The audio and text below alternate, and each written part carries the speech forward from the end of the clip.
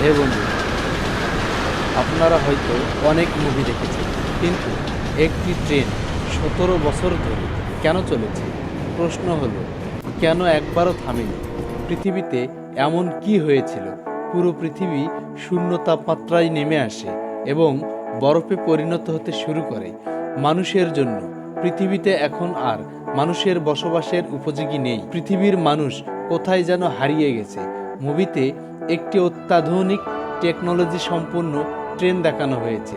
ট্রেনটির ভিতর সকল আবহাওয়ায় তাপমাত্রা নিয়ন্ত্রিত ছিল, কিন্তু ট্রেনটিতে একটি বড় সমস্যা ছিল, তা ধনী গরিবের বৈষম্য।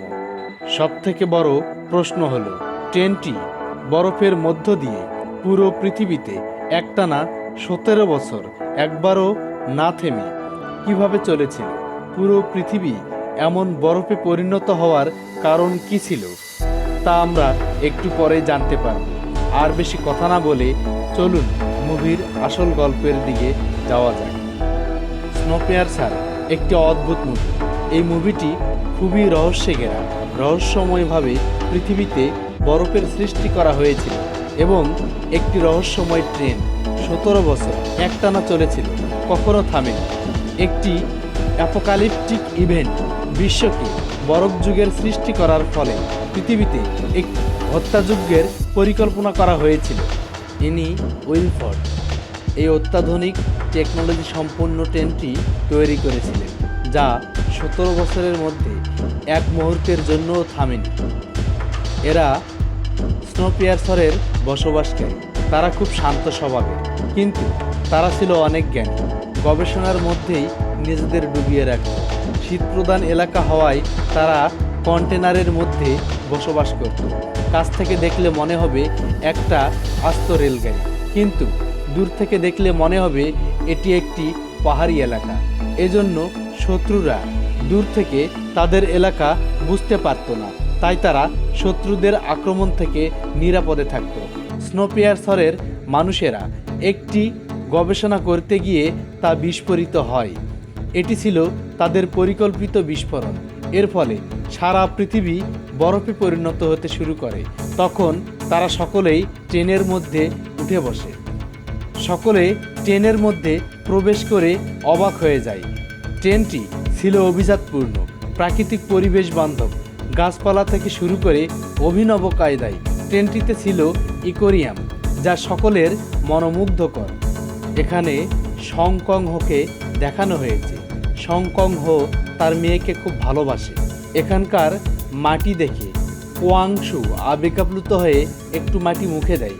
এরপর সং কং হো ওয়াংশুয়ের হাতে মাটি দিয়ে বলে, গাছের গোড়ায় রেখে দাও।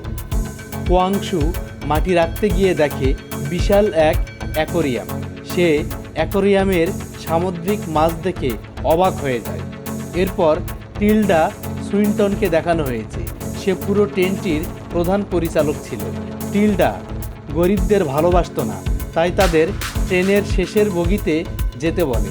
তারা রাজি না হলে তাদের অপমান করে এবং একজনের মাথায় একটি জুতা দিয়ে বলে, তোরা এখান থেকে শেষের বগিতে চলে যা, না হলে আমি তোদের ট্রেনের বাহিরে ছুঁড়ে ফেলব। পৃথিবীতে হয়তো এতক্ষণে সকল প্রাণীও শেষ হয়ে গেছে। যদি তোরা বেঁচে থাকতে চাস, তাহলে তোদের কৃতদাসের মতো বেঁচে থাকতে হবে। এই বলে অনেক অপমান করে শাসিয়ে তাদের পিছনের বগিতে যেতে বাধ্য করে। এরপর দেখানো হয়েছে জন হার্টকে। তিনি গরিবদের প্রতিনিধি ও পরামর্শক ছিল। এরপর দেখানো হয়েছে ক্রিস ইভানকে, এই মুভির মূল ক্যারেক্টার। জন হার্ট ক্রিস ইভানকে বলে, তোমাকে এখন আর চুপ করে থাকা যাবে না। এখন তোমাকে গেরিলা যুদ্ধ করতে হবে। এই সংগ্রাম আমাদের বেঁচে থাকার জন্যই করতে হবে।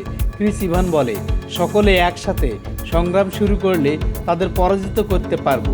প্রথমে অন্য বগিতে যেতে হবে, তাই একটি বগির দরজা ভাঙতে একটি বড় লোহার পাইপ ব্যবহার করব। সকলে একসাথে সেনাদের সামনে সে বিশাল আকৃতির পাইপ নিয়ে তাদের কাছে চলে আসে। এদিকে সেনারা সকলকে সার্চ করা নিয়ে ব্যস্ত ছিল। এমন সময় গন্ডগোল তৈরি করার জন্য ক্রিস ইভান খুব দ্রুত গতিতে এক সেনার সামনে চলে যায় এবং তার বন্দুকটি ধরে তার কপালে ঠেকিয়ে শ্যুট করতে বলে। সেই সেনা ক্রিস ইভানকে শ্যুট করার জন্য ট্রিগার চাপ দিলে বন্দুক থেকে গুলি বের হয় না। তখন লোকেরা সকলে একসাথে সেনাদের উপর আক্রমণ চালায়। কিছু লোক সেই বিশাল আকৃতির পাইপটি নিয়ে দৌড়াতে থাকে। অপরদিকে ক্রিস ইভান একটি দুচাকার গাড়ি পাইপের সামনে ঠেলে দেয়। তখন সকলে পাইপের মাথা সেই গাড়িটির উপর বসে দেয়। তখন ক্রিস ইভান পাইপের উপর লাফ দিয়ে উঠে বসে। পাইপটি আরও দ্রুত অন্য বগিগুলোর ভিতরে ঢুকতে থাকে। এমন সময় এক সেনা অন্য বগির দরজা বন্ধ করার জন্য সুইচ চাপ দিতে গেলে ক্রিস ইভান তাকেও আক্রমণ করে। এরপর সকলে ভিতরে ঢুকে কিছু ধনী লোক সহ সেনাদের আক্রমণ করে এবং মূল বগির সামনে চলে যায়। তখন মূল বগির গেটের সামনে একজন পুলিশ অফিসার তাদের বাধা দেওয়ার চেষ্টা চালায়। এমন সময় একজন যুবক তার শরীরের শার্ট খুলে পাইপের উপর দিয়ে দৌড়ে গিয়ে সেই পুলিশ অফিসারের ঘাড়ের উপরে চড়ে বসে এবং পুলিশ অফিসারের বুকে ছুরি ঢুকিয়ে দেয়। তখন পুলিশ অফিসার মারা গেলে তার কোমরে থাকা চাবিগুলো তারা নিয়ে নেয় এবং পাশে বন্দি থাকা অন্য লোকদের সেখান থেকে মুক্ত করে নেয়। এরপর তারা অভিজাত বগিতে ঢুকতেই জানালা দিয়ে বাইরের আলো দেখতে পায়। তখন তারা সবাই অবাক হয়ে যায়, কারণ তারা যেই শেষের বগিতে ছিল সেখানে কোনো জানালা না থাকায় তারা বাইরের আবহাওয়া সম্পর্কে কিছুই বুঝে উঠতে পারত না। তারা জানালা দিয়ে দেখতে পায় সমস্ত পৃথিবী বরফে ঢেকে গেছে।